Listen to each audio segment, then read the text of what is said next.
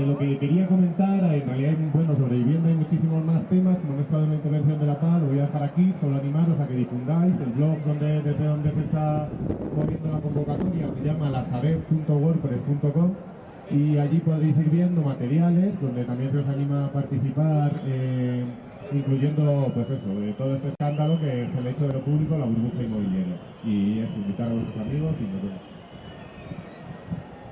Muchas gracias, compañero. ¿Alguien quiere hacer alguna pregunta al compañero? ¿Quiere alguien? Quería poner de manifiesto simplemente el hecho de que nos demos cuenta de que podemos tener acceso directo frente a los que ejercen el poder efectivo. En este caso, son las entidades bancarias y los gerentes de esas entidades bancarias.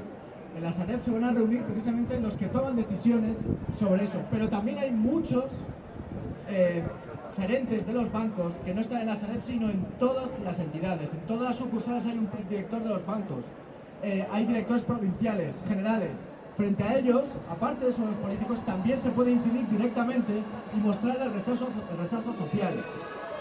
En el 15 en Alicante, ante el hecho de que no tenían políticos a los que hacer escrache, empezaron a hacerlo sobre los gerentes de los bancos. Y es un sistema muy efectivo para hacerles ver su posición en la sociedad. Darse cuenta de que todos estamos viendo lo que están haciendo. Que por el simple hecho de ganar un sueldo no se justifica todo. No se justifica el robo, no se justifica el engaño, no se justifica la estafa.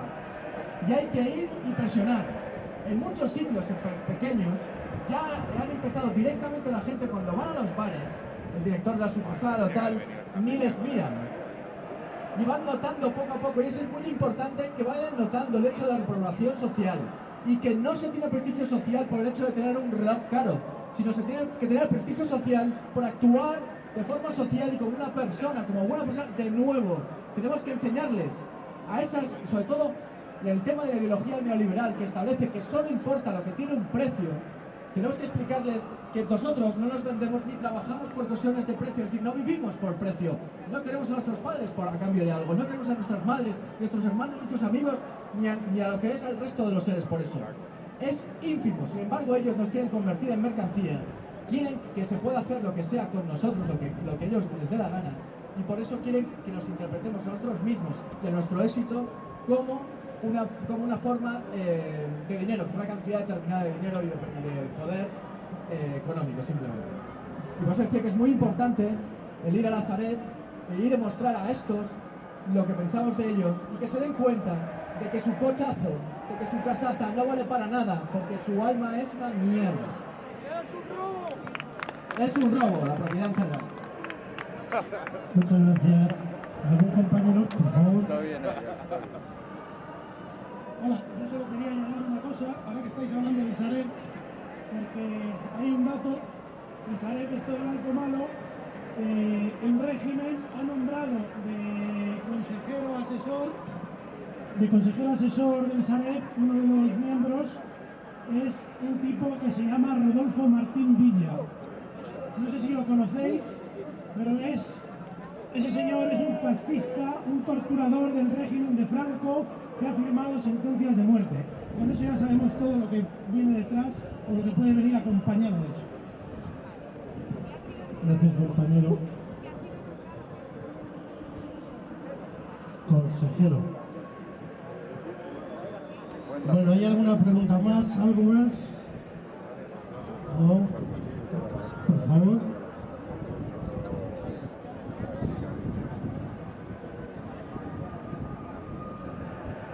Hola, buenas tardes. Soy una afectada más y pertenezco a la plataforma de afectados. El día 8 de junio vamos a tener una manifestación en contra de la impunidad financiera, el derecho a la vivienda, que va a salir de la calle Velázquez a las 7 de la tarde hasta la Audiencia Nacional. Y esperamos la concurrencia de todos ustedes para poder estar ahí, porque si no hacemos presión social, no hacemos unas movilizaciones, no vamos a conseguir nada. Si no nos unimos por una buena causa, no vamos a conseguir nada. Si estos personajes del gobierno se han pronunciado, es porque nosotros hemos salido a la calle, nos hemos manifestado, hemos estado pidiendo por nuestros derechos, reivindicando nuestros derechos, que tienen que saber que no estamos mendigando nada, estamos saliendo a reivindicar nuestros derechos. Por esa misma razón, el día 8 de junio tenemos que estar ahí apoyándonos. Gracias. Gracias, compañera. El compañero de la Asamblea de Vivienda nos va a ampliar la información.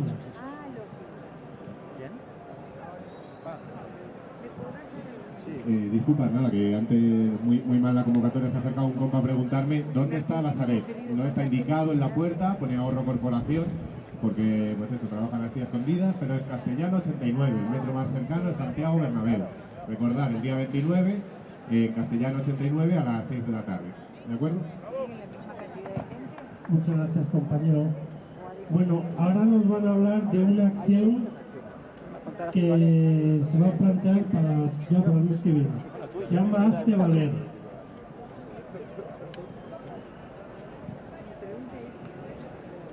Bueno,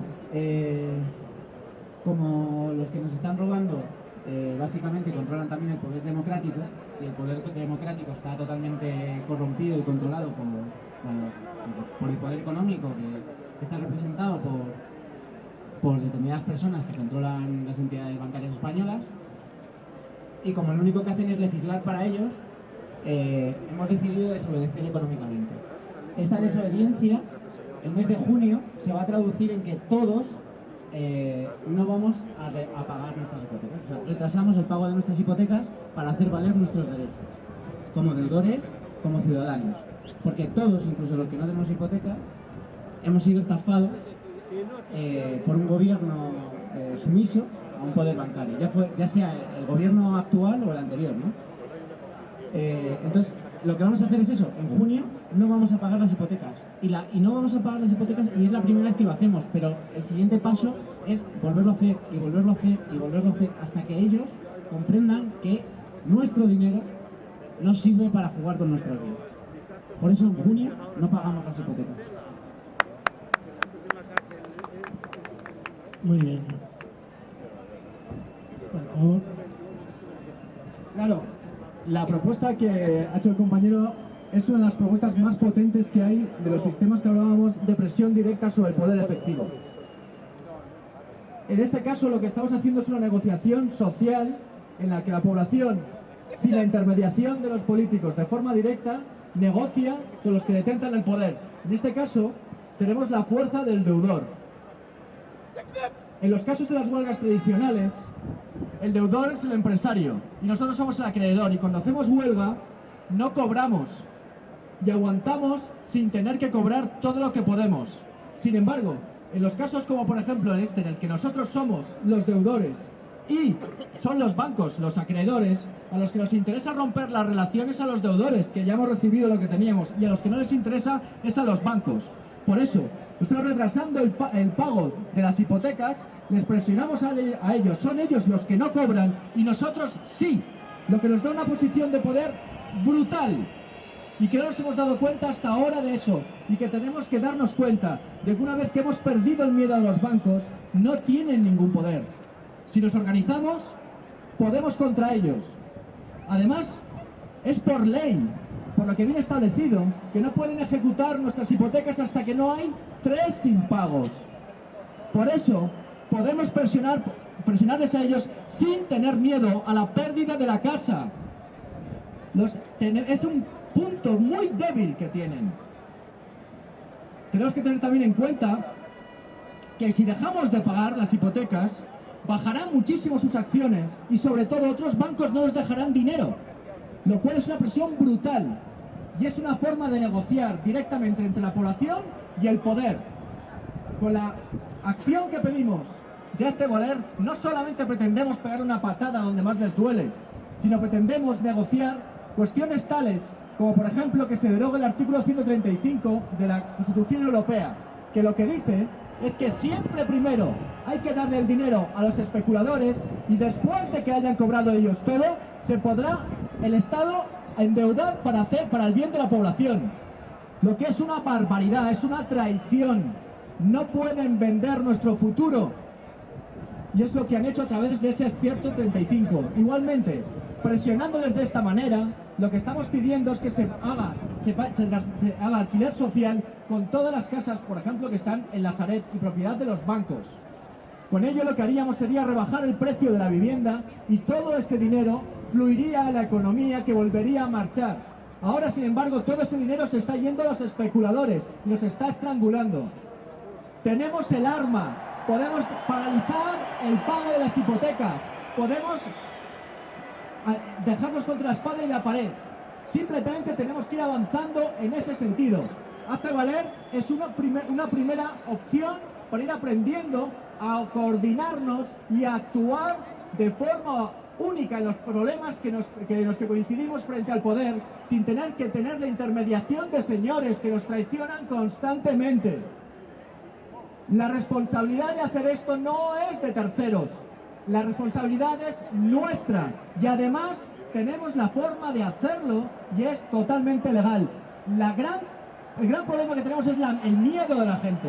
Simplemente, una vez que perdamos el miedo, podremos conseguir lo que queramos, como dice aquí. Porque claro que sí. ¡Sí se puede, claro que sí! ¡Sí se puede! ¡Sí se puede! ¡Sí se puede! ¡Sí se puede! ¡Sí se puede! ¡Sí se puede! ¡Se puede! Este mes de junio empezamos a ejercer nuestro poder. Este mes de junio tendremos que empezar a retrasar el pago de la hipoteca. Mirad la ley, mirad las cláusulas, ¿cuántos piden? Solo nos piden una pequeña cantidad, entre 30 y 60 euros mensuales. Recordad que un día de huelga vale muchísimo más. Y luego un 20% de interés de demora, que es sobre 1.000 euros, que no llegan ni a 60 céntimos diarios. Es una nueva forma de lucha mucho menos gravosa que la que hemos tenido anteriormente. Aprovechemos la posición de deudores que tenemos y decidamos cuándo pagamos. Ayudadnos. Gracias. Bueno, ¿alguien quiere hacer alguna pregunta para que le aclaren alguna duda sobre este tema? ¿Alguien quiere hablar?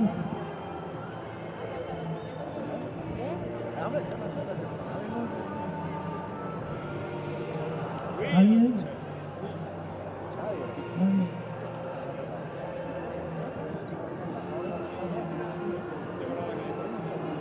Bueno, pues vamos a hacer un resumen de lo que se ha hablado en la asamblea, ya que no hay...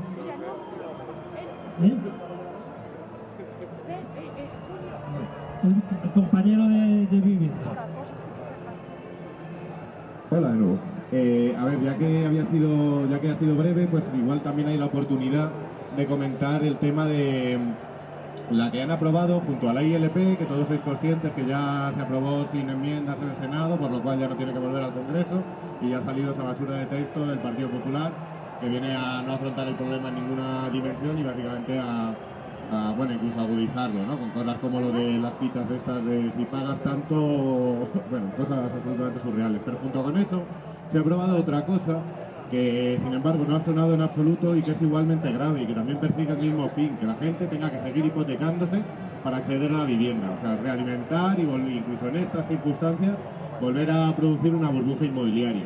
Y esa ley es la ley de fomento al alquiler. Bueno, tiene un nombre algo más completo, las siglas quedan horribles.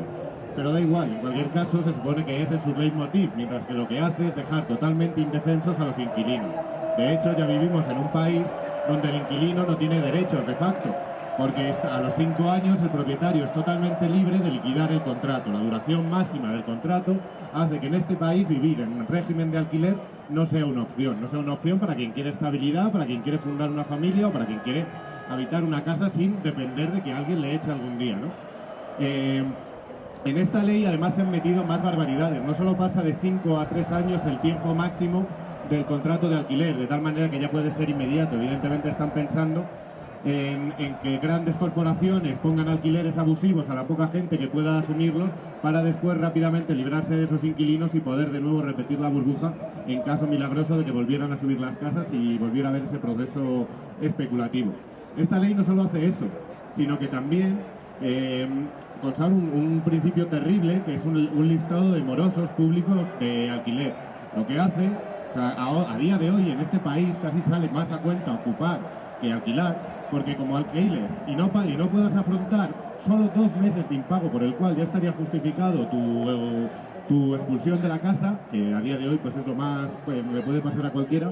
No solo te vas a ir a la calle con la deuda, que puede ser menor evidentemente que la hipoteca, pero es deuda también, y eso, y sin ningún derecho, ¿no?, que te reconozca, y sin ninguna alternativa, porque la vivienda pública también la están liquidando, sino que te vas a ir a un listado de morosos que va a imposibilitar que ya vuelvas a meterte donde un registro donde te van a decir, no, usted está en este registro de morosos, es un impagador, así que desde luego no hay hipoteca, no hay esta, pues bueno, por lo menos está la parte buena que nos obligan a todos a ocupar.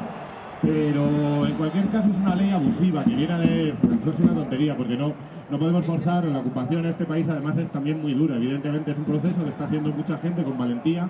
Os recuerdo que la Corrada Utopía tiene un proyecto de Sevilla, pionero de ocupación de familias para el realojo en manos de los bancos.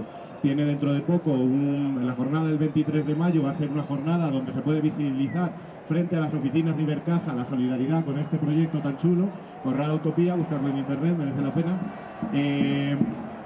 El tema es que tenemos que construir un modelo que no obligue a la gente a hipotecarse. Evidentemente mucha gente no quiere cometer un delito porque metiéndose en una vivienda con el riesgo de salir con un delito de usurpación, no va a poder optar al alquiler y va a tener que volver a aceptar estas hipotecas abusivas que no han cambiado absolutamente nada con la nueva ley. Entonces, son 2 citas concretas lo que vengo a proponer ahora, y son 2 casos también de alquiler. Uno es de renta antigua, es una señora con Alzheimer que ya hace 1 mes y medio intentaron desahuciar los dueños porque tiene la renta antigua. Esto es por un piso en la Castellana, súper chulo, muy cerquita por cierto del Sareb, bueno, en el 149 creo recordar. Tienen un piso súper chulo que quieren vaciar para poder vender con beneficio. La pobre señora no ha cometido impagos ni nada, lleva la tira de años viviendo en esa casa, tiene 70 años, un cuadro de Alzheimer, no muy severo, pero una situación muy difícil para sacar a alguien de esa casa. La pasada ocasión nos vapulearon bastante los antidisturbios, pero se consiguió parar el desahucio. El 24 de mayo, a las 9:30 de la mañana, va el segundo intento, y de nuevo estaremos allí para pararlo y para demostrar que la gente que vive de alquiler también tiene derechos.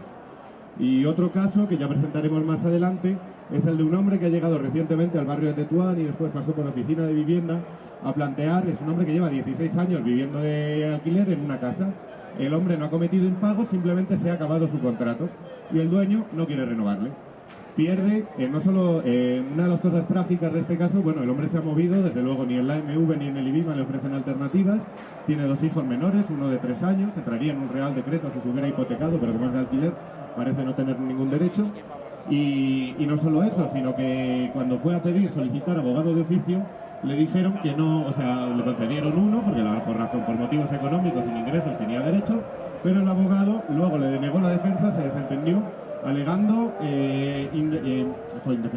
insostenibilidad de la defensa. Esto es, esta persona no hay motivos humanitarios, todo esto del artículo 47 tal cual, el derecho a la vivienda, o incluso los relativos éxitos que se han conseguido en los casos de alquiler, como el Real Decreto, que por más agujeros que tengan, de momento es un tiempito para estar en la casa, a este hombre no merecía ni que defendieran su casa. Entonces, es para el 7 de julio, lo pelearemos, pero bueno, es muy importante que entendamos que junto a la lucha hipotecaria, la defensa de los derechos del inquilino es una banda fundamental para no volver a repetir esta burbuja inmobiliaria y para que no nos sigan oprimiendo.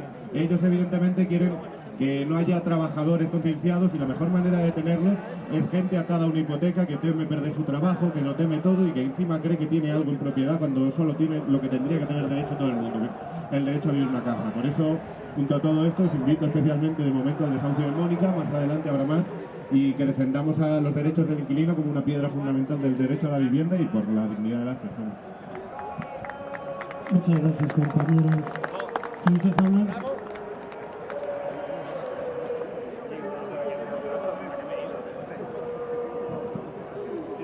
Este señor dice que si el Bárcenas tiene más derechos. Acabará en la cárcel, usted tranquilo. Bueno, ¿algún compañero quiere hablar más sobre estos temas que hemos hablado esta tarde? Por favor.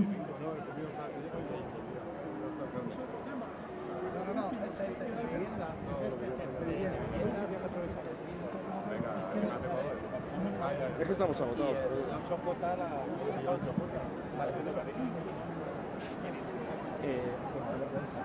Bueno, ¿algún compañero quiere hablar más del tema de vivienda, de lo que estamos reunidos hoy aquí?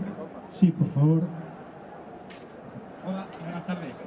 Yo solo quiero recordar que el día 8 de junio en La Paz vamos a hacer una manifestación, ¿vale? Por la calle de Madrid.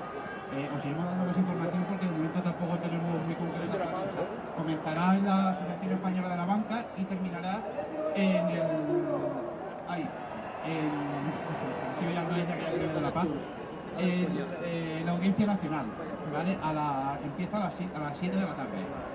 No recuerda, de todas formas iremos dando más información y el recorrido y demás. Gracias. Muchas gracias, Picopo. Rita, por favor.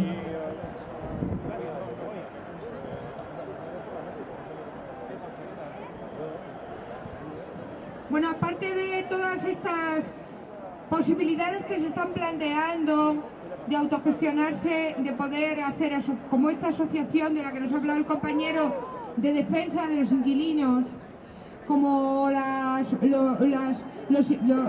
todos los colectivos como la PAC, Vivienda, el Tribunal de Justicia, aparte de todas estas cosas que estamos haciendo de cara al futuro, ha habido un compañero que ha planteado algo que me ha parecido interesante. El compañero habla de cambiar el sistema de alguna forma de construir un modelo, ha dicho, que no obligue a la gente a hipotecarse. Me gustaría preguntar a las personas que están aquí, que están en la lucha y que son personas que tienen un conocimiento más específico de estos temas, ¿de qué forma nos podríamos nosotros organizar para conseguir eso? O sea, ¿qué leyes podríamos cambiar? ¿Qué ILPs hay que elevar? Porque a mí me consta que en cuestiones de leyes también estos grupos están trabajando. Entonces me gustaría que hablaran un poco de ello y nos expusieran en qué realidades podemos estar trabajando para conseguir un futuro diferente, en el que la vivienda no sea una especulación, sino un derecho. Cambiar este sistema me parece muy difícil, porque es una gran fuente de ingresos para ese 1%. Entonces, me gustaría lanzar esta pregunta: ¿de qué forma, qué leyes tenemos que cambiar para conseguir esto que dice el compañero?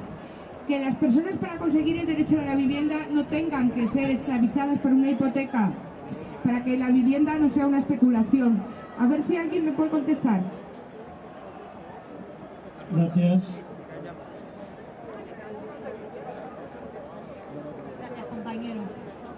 Así, a bote pronto, con lo que comenta la compañera, lo que se podría proponer, ¿vale?, es lo que es el modelo escandinavo, o el modelo que funciona también en muchos países latinoamericanos, que es el régimen de cooperativa de cesión de uso, que eso lo que haces es adquirir un derecho de usufructo, ¿vale? Por ejemplo, en algunos, te puedo hablar de Suecia.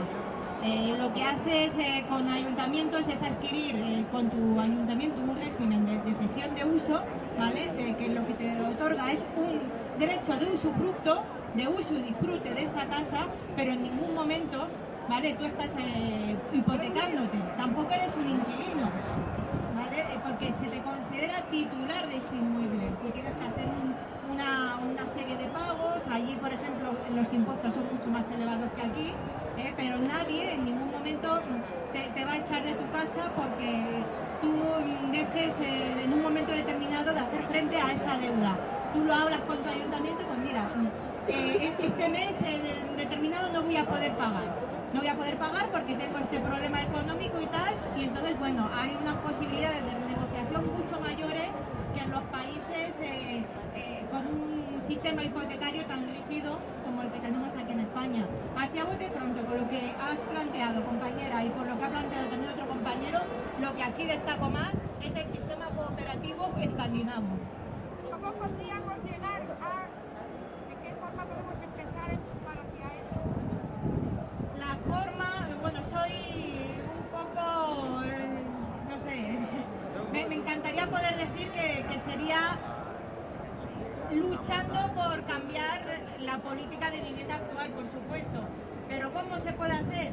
Presionando a nivel institucional todo lo que se pueda, presionando todo lo que se pueda. El problema, con lo que hemos hablado anteriormente, es la hegemonía total y absoluta que tiene este Partido Popular, no solamente a nivel de gobierno de España, sino a nivel autonómico y municipal. Y eso lo que hace es complicar mucho el tema de nuestras demandas, pero aún así, pues ya teniendo más o menos un concepto, luchar por el régimen cooperativo que ya funciona, es un modelo que ya funciona en otros sistemas, en el escandinavo, incluso en Canadá. Ya teniendo ese concepto lo podemos pedir para aquí.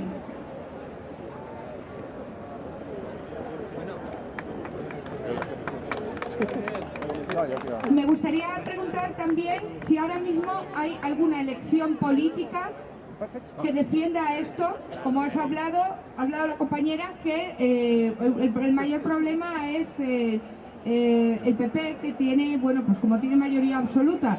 ¿Existe ahora mismo una elección política a la que podamos optar, que pueda contemplar este cambio? ¿Me puedo contestar a alguien?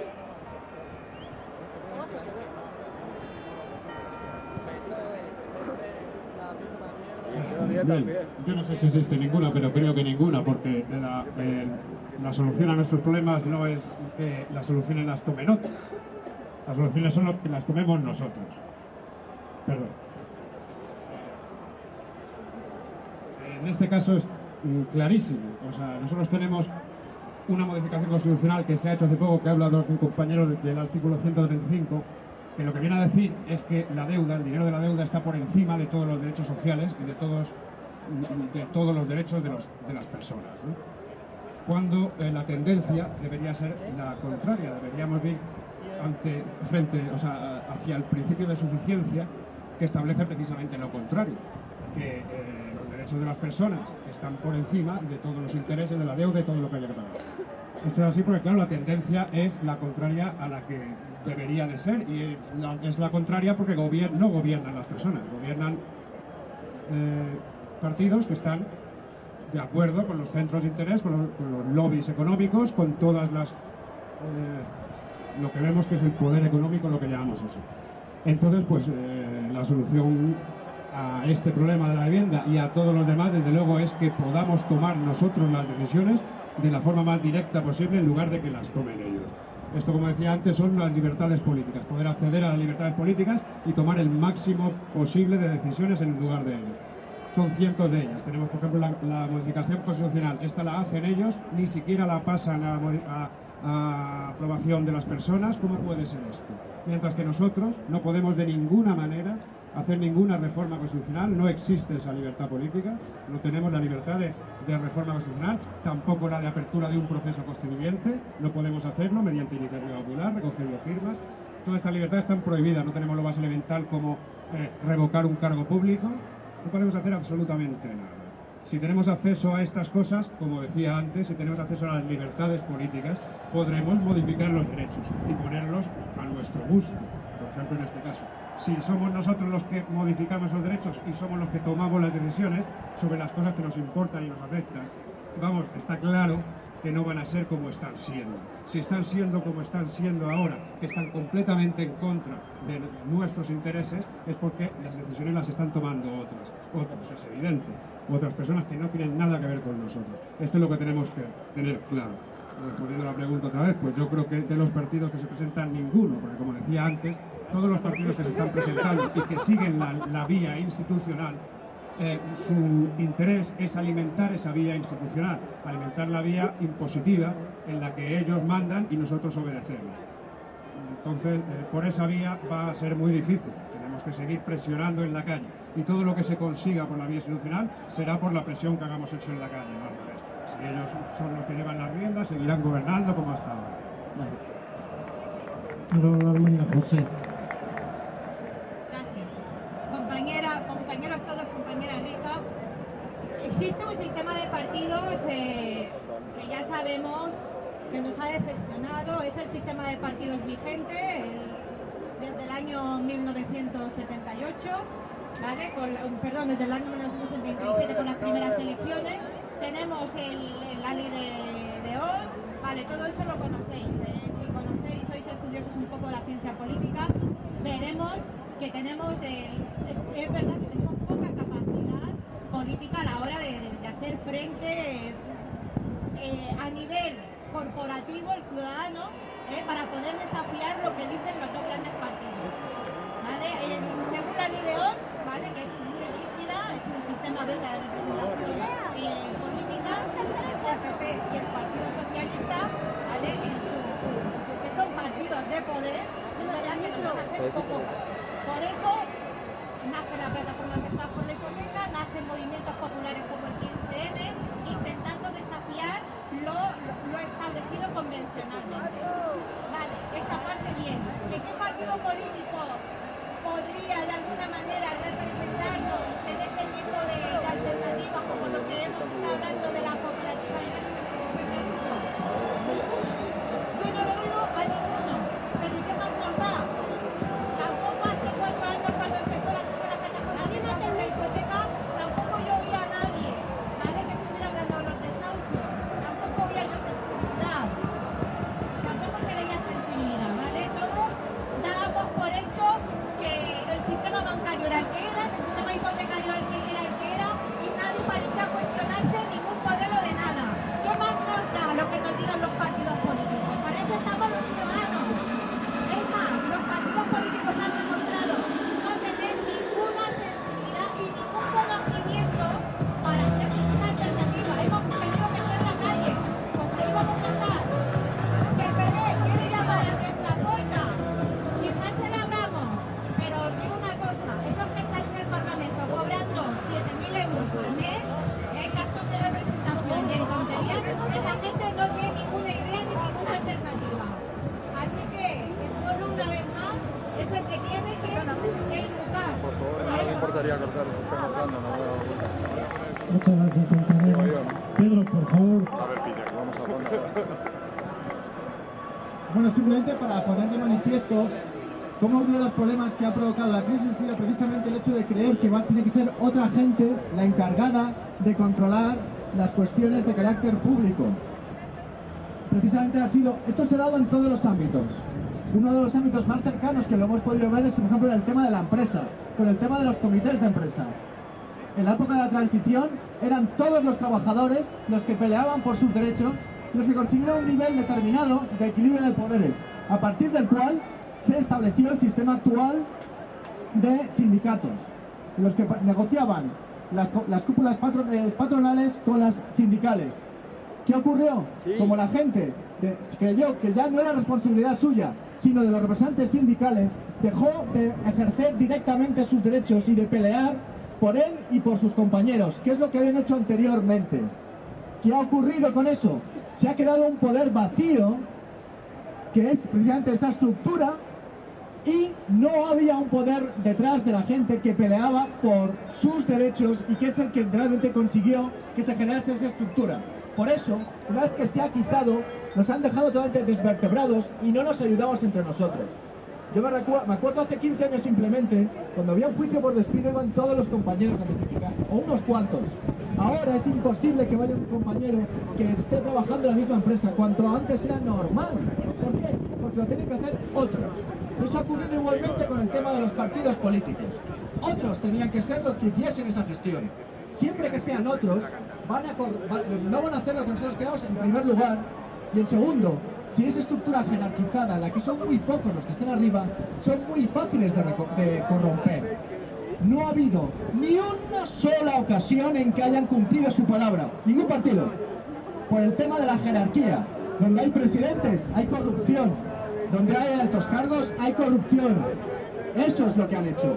Entonces no podemos fiarnos de las cosas que nos cuenten, porque siempre ha sido mentira, desde el primero hasta el último.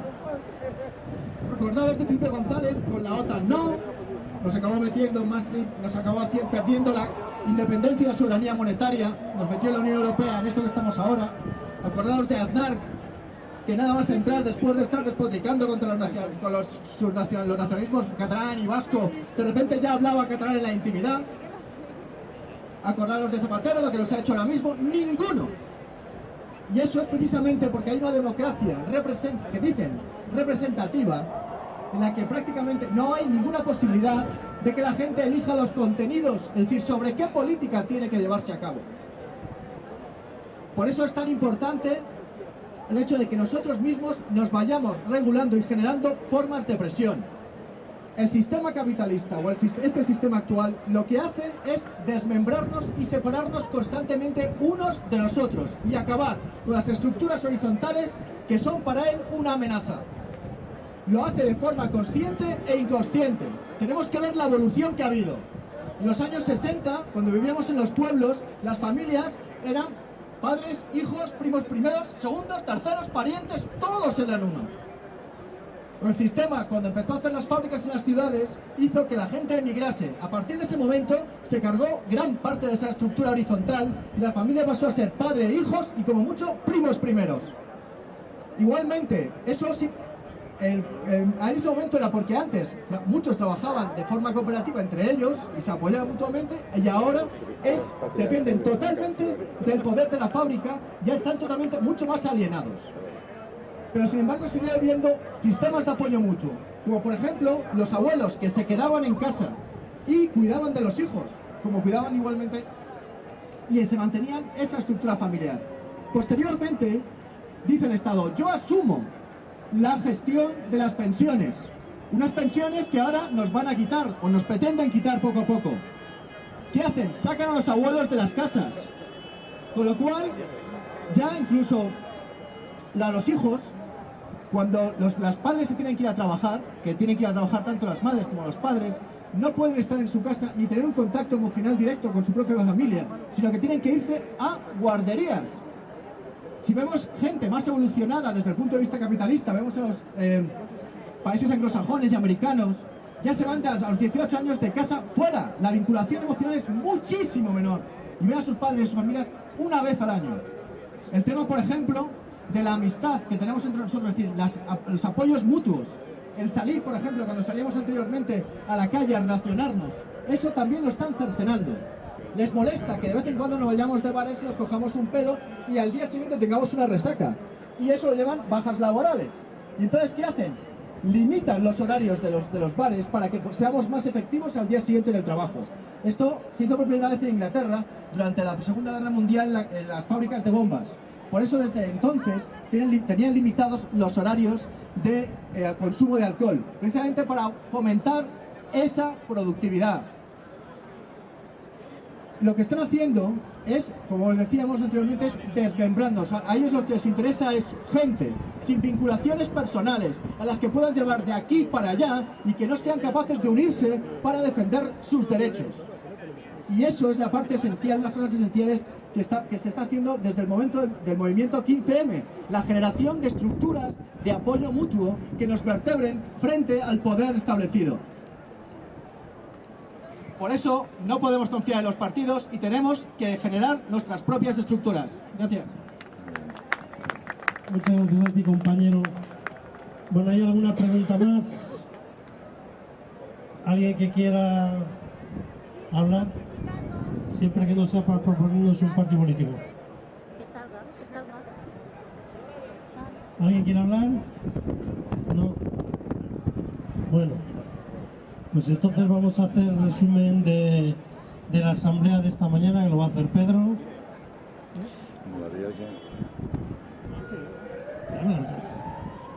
Bueno, ya acabamos.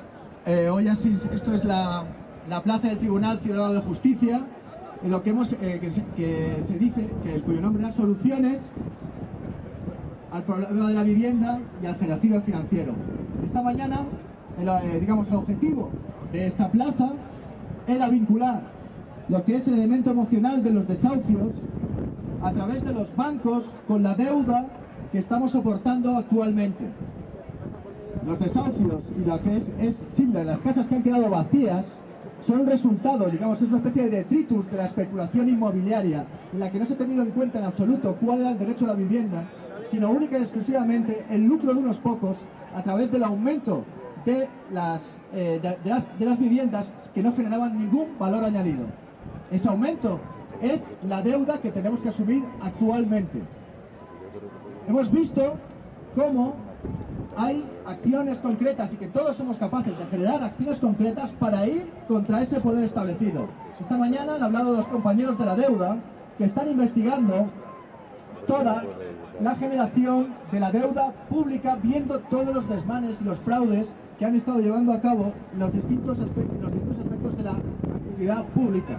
Y actualmente están empezando a analizar la deuda privada que se ha hecho pública a través de precisamente estos créditos hipotecarios, que es la relación directa que hay entre esa deuda y lo que es el derecho a la vivienda.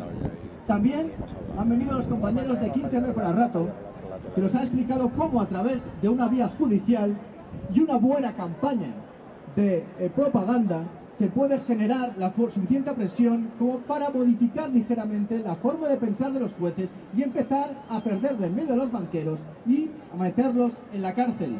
Eso se hace de forma concreta. También el Tribunal Ciudadano de Justicia ha estado viendo cómo se puede llevar a cabo una auditoría, es decir, el estudio de cuáles todos los créditos hipotecarios que son ilegales y ponerlos de manifiesto, y además generar una corriente de pensamiento social que permita, una vez que a través de marcar el punto de lucha a través de una acción jurídica, la presión suficiente como para que sea admitida. Igualmente, un toque a Bankia, que son otros compañeros, nos ha explicado cómo haciendo acción directa sobre cada uno de las sucursales y una entidad financiera, en este caso concretamente la Bankia, podemos generar la presión suficiente para modificar su actuación. Y por la tarde hemos estado viendo acciones concretas también, pero directamente respecto al problema de la vivienda. En este caso he hablado también al Tribunal Ciudadano de Justicia, que de forma indirecta, al acabar con la posición de dominio de los banqueros, puede permitir el hecho de que se revierta esta situación del uso de la vivienda como simplemente meramente especulativo y se utilice para lo que tiene que utilizarse, es decir, para el bien común.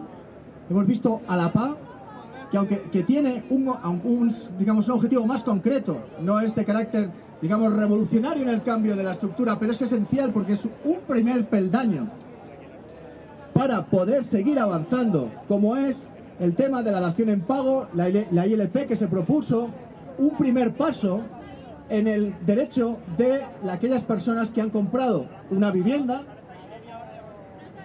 También han estado hablando los compañeros igualmente de vivienda, que ponen de manifiesto a través de la defensa del alquiler que lo importante no es en absoluto la propiedad, sino el derecho a una vivienda digna, que de hecho incluso la propia propiedad es la que ha provocado esta situación.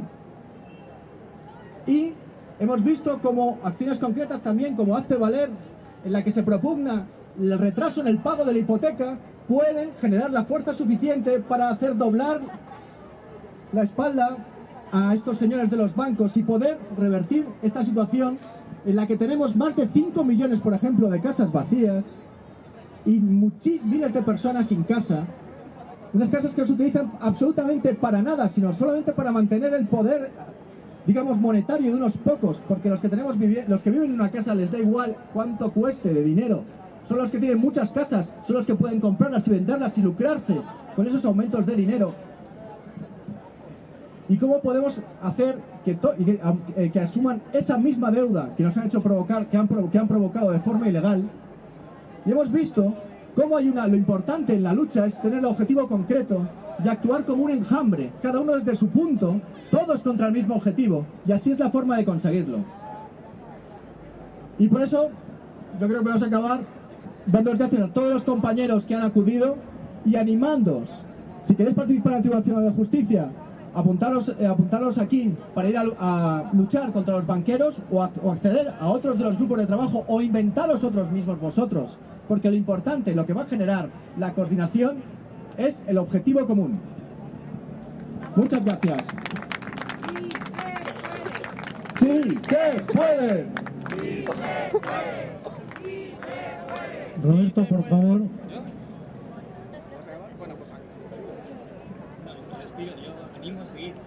Una cosa, a ver. Se llama Tribunal Ciudadano de Justicia. Hay que pensar muy bien qué significa ciudadano. Ciudadano es una persona que es igual a ti. Pero ese concepto no es real. Tenemos que entender ciudadano como es realmente, con sus diferencias socioeconómicas. No, yo puedo decir que soy ciudadano tanto como botín de España, pero ¿quién puede pensar que yo estoy en igualdad en derechos sociales con botín? Botín no necesita los derechos sociales. Por eso, el derecho a la vivienda es uno de los matices muy importantes que hay en España para empezar a entender y a dilucidar qué significa esto de ciudadano.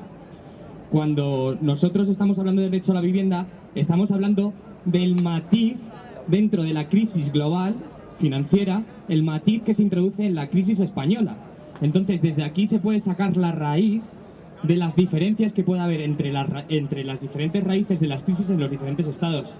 Aunque el Estado está un poco pasado de moda, a través del derecho a la ciudadanía nosotros podemos saber cuál es el objetivo común de todas las luchas en España, la vivienda, porque vertebra tanto el desastre ecológico en las costas como la pérdida de derechos de la ciudadanía, de los desniveles socioeconómicos y de las necesidades que tenemos.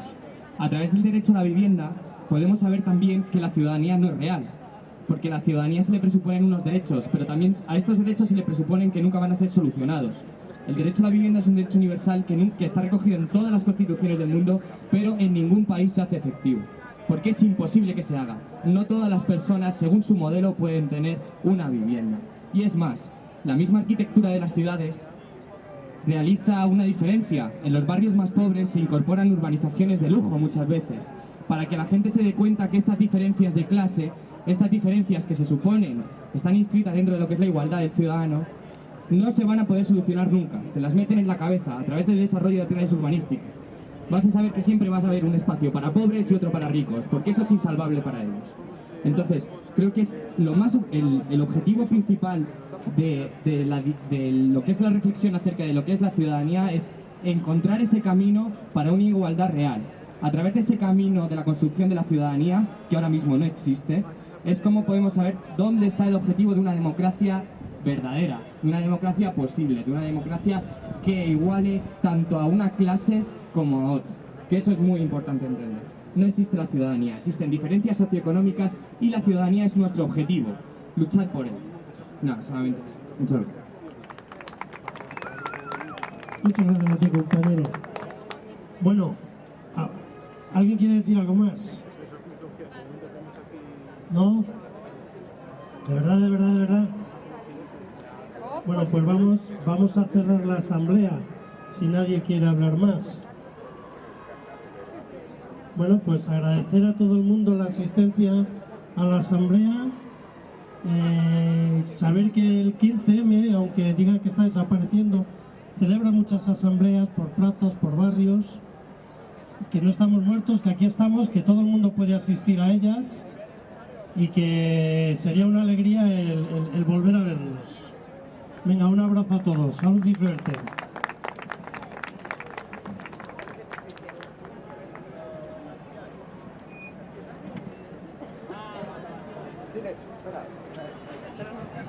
Por favor, quien quiera ayudar o a participar en el Tribunal Ciudadano de Justicia, que se pase por aquí a apuntar. Gracias.